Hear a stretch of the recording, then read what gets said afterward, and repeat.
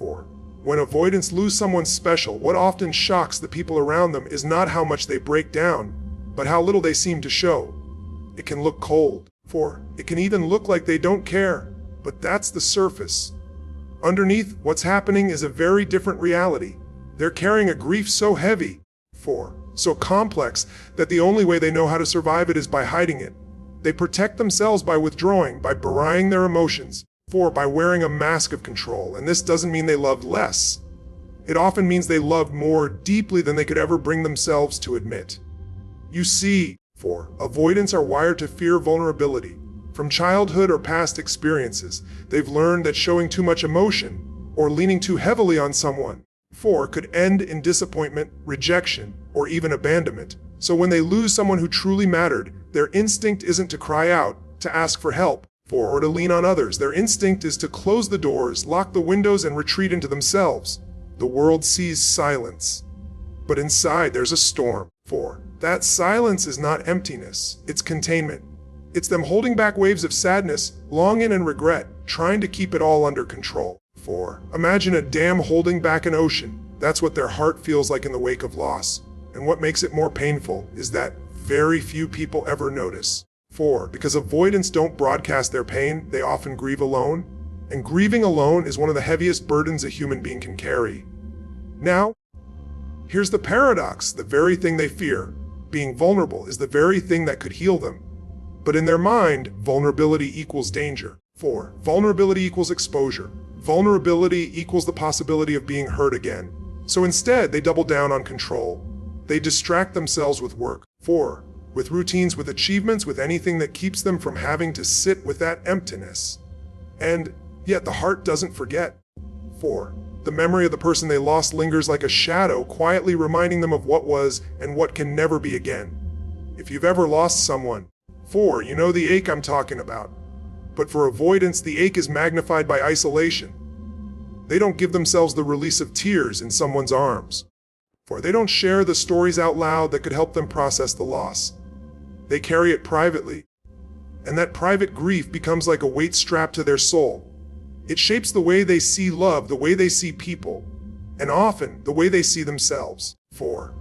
Here's the truth. Most people don't see avoidants feel loss as deeply, sometimes even more deeply, than anyone else. They're not immune to love. And they're not immune to heartbreak. They just have a different language for it. Their silence is their cry. Their distance is their mourning. 4. Their stillness is their way of surviving what feels unbearable. And that's why it's dangerous to judge them by appearances. Just because someone doesn't fall apart in public doesn't mean they're not shattered in private. Just because someone seems composed doesn't mean they're not drowning inside. 4. And if you've ever been that person, if you've ever been the one to hold it all in, you know exactly how much courage it takes to carry pain that way. 4. So the next time you see an avoidant lose someone, remember they're not untouched. They're not indifferent. They're carrying silent grief. 4. And that grief is real. The silence doesn't mean absence of love. It often means it was love too big, too overwhelming to be safely expressed. 4. When an avoidant loses someone they truly care about, they're forced into an inner conflict that most people never see. On one side, there is this lifelong drive toward independence, this fierce belief that they don't need anyone else to be okay.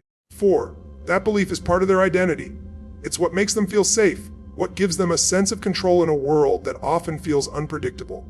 But then, 4. On the other side, there is this undeniable longing, this pull toward connection, intimacy, and love.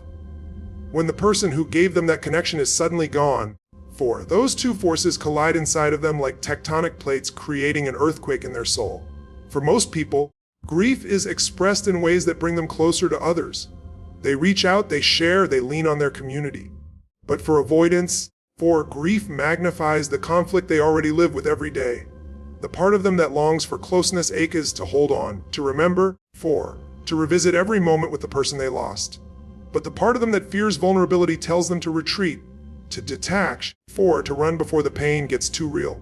It's like being pulled in two directions at the same time. One toward intimacy, 4. One toward isolation. And both sides are fighting for survival. Think about how exhausting that is. Imagine wanting someone so deeply, 4, but also being terrified of needing them. That's the paradox of the avoidant heart. Independence feels like safety, but connection feels like life. 4. Losing someone forces them to face that truth in its rawest form. Suddenly, they're left standing in the ruins of what they thought they could control. They can't just push the feelings down forever, because the longing doesn't disappear. It lingers. It shows up in their dreams, in songs they can't listen to anymore, in places they can't visit without feeling that hole in their chest. And here's the deeper reality. 4. That tug of war is not just about one lost relationship. It's about their entire relationship with love itself. 4. Losing someone special brings their deepest fear to the surface. The fear that if they allow themselves to depend on love, it can be ripped away. 4. That fear convinces them to armor up even more, to convince themselves that they're better off alone, that needing no one is strength. But in the quiet moments, 4. When the distractions fade, the longing still whispers. Because no matter how much they try to deny it, human beings are wired for connection. 4. Even the most avoidant among us can't outrun that truth. This is why so many avoidants find themselves caught in patterns of regret after loss. 4. They realize too late that their independence cost them moments of closeness they'll never get back. And the tragedy is that the very thing they were running from, dependence, intimacy, openness, is the thing they end up craving the most when it's gone. 4. That's the battle they face, not outside but within. It's a war between the walls they built to feel safe and the hunger inside to feel deeply loved. 4. And here's the point we can't miss: this struggle is not weakness. It's the human condition amplified. We all wrestle with the balance between freedom and intimacy, between protecting ourselves and opening ourselves. 4. Avoidants just experience that conflict at a sharper, more painful edge. When they lose someone, they can't avoid that truth anymore. They have to face it. 4. And maybe that's the hidden gift of their struggle. Because in that tension between independence and longing, there's an opportunity. 4. An opportunity to finally see that love is not about losing yourself, it's about expanding yourself. It's about realizing that strength and vulnerability are not opposites. They are partners. So the next time you think independence means shutting people out, 4. Remember this: real strength is not in needing no one. Real strength is in having the courage to need someone and still stand tall.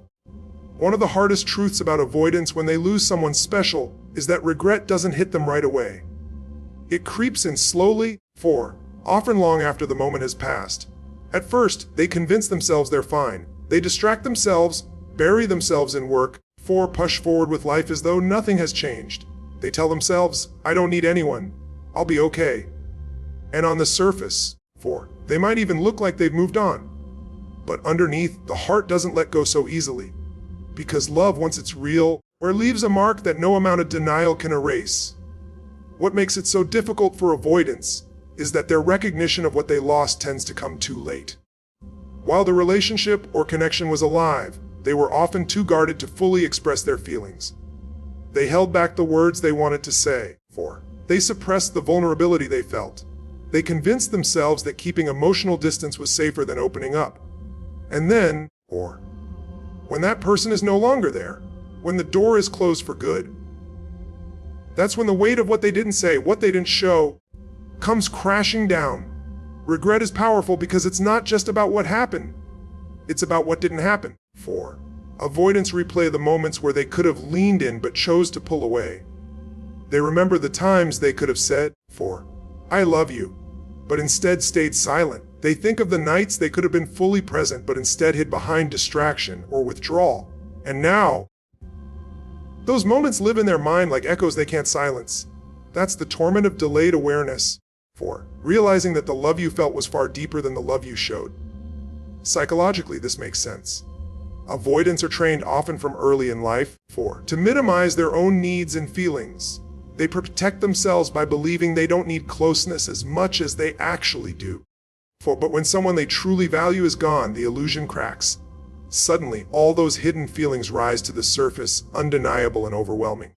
4. It's like realizing you've been holding your breath for years, and only in the absence of that person do you finally notice how much oxygen you lost. 4. This is why loss is such a brutal teacher for avoidance. It exposes the gap between their intentions and their actions. They didn't avoid love because they didn't feel it. They avoided love because they feared it. And now in the aftermath, they see the cost of that fear.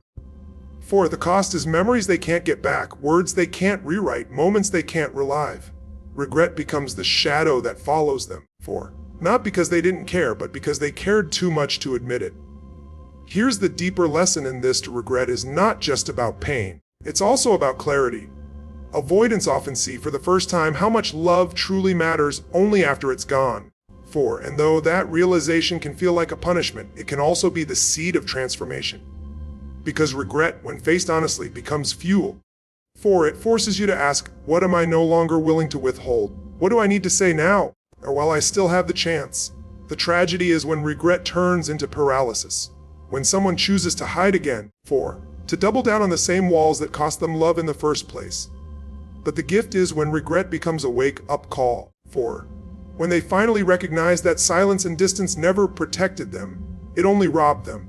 And from that recognition, they can choose differently next time. 4. So if you've ever held back, if you've ever silenced yourself out of fear, let this truth sink in: the pain of rejection lasts a moment. 4. But the pain of regret lasts a lifetime. Don't wait until it's too late to when an avoidant loses someone special, for it can feel like the end of the world. But sometimes it also marks the beginning of transformation. Loss has a way of stripping away illusions, or it forces us to confront truths we've been avoiding for years. And for avoidants, those truths often revolve around love, intimacy, 4, and the vulnerability they've worked so hard to protect themselves from. In the raw emptiness of loss, they're left with a choice: retreat deeper into isolation, 4, or finally allow themselves to grow into something greater. Here's the paradox: the very pain they fear, being open, being hurt, being seen, becomes the doorway to freedom. Because in losing someone, they realize that no amount of emotional distance could protect them from pain. 4. Avoidance didn't shield them from heartbreak, it only kept them from experiencing the fullness of connection while they had it. That realization can be devastating, but it's also liberating. For the first time, they see that their old strategy, holding back, staying guarded, for keeping people at arm's length, was never true safety. It was a cage, and sometimes the shock of loss is what breaks the lock. Think about it. 4. Every human being grows through contrast. We learn what matters by experiencing what's missing. We learn the value of love by feeling the ache of its absence. 4. For avoidants, losing someone special is often the moment that forces them to face the cost of their defenses. It becomes the catalyst for change. 4. Because once you've tasted regret that deep, once you've seen what your walls have cost you, you can't unsee it. You either double down on isolation, 4, or you make the radical choice to open your heart even if it scares you. Philosophically, this is the turning point between survival and awakening. 4. Survival is what avoidants have mastered: numbing emotions, staying self-reliant, avoiding dependence.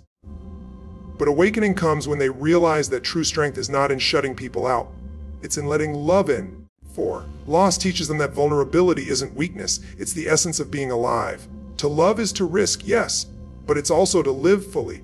4. And once that realization lands, it becomes very hard to go back to the old patterns without feeling the weight of self-betrayal. Now, 4. Does every avoidant transform through loss? No. Some don't. Some dig in deeper, telling themselves the story that love only brings pain, and they lock their hearts tighter than ever.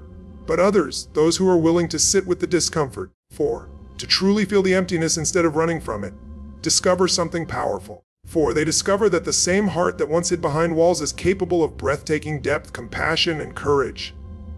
Loss, as brutal as it is, 4, becomes their teacher, and that lesson can reshape not just how they love others, but how they see themselves. For this is why we can never underestimate the role of pain in human growth. Avoidants often won't change when things are comfortable, 4, because comfort reinforces their old defenses. But when life shakes them, when someone they loved is gone, that pain can break through years of conditioning. 4. And in that breaking, there's a chance for rebuilding, not as the person who hides from love, but as the person who chooses it openly and unapologetically. 4. So here's the truth: loss doesn't have to destroy an avoidant. It can transform them. It can be the moment that wakes them up to the value of love, the fragility of time, and the courage it takes to truly live with an open heart.